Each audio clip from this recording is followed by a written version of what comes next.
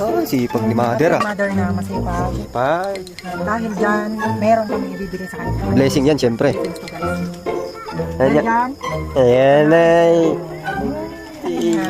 ano masasabi? Thank you. Yun lang. Eh, ang totoo talaga, bayad yan sa paglalabad. Kay sir, naglabada kasi siya. Naglabada siya yung bayad niya kasi inutos lang sa amin. Kaya sa kanya talaga. Binigay namin sa kanya. Hey, what's up guys? Hello mga ka-Jarvin Vlog. Ayan, for today's video, may isa-surprise tayo kay Modra Kels.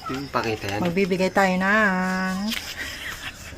Pero ang totoo talaga guys, bayad to sa paglalabada niya guys. I-etchasin lang natin siya. So, ito taga-video ko to, cameraman ko to eh. Guys. Ayan no. Pero bago ang lahat guys, inaanyaya namin kayong mag-subscribe. Subscribe, like, and comment. So guys, ayun.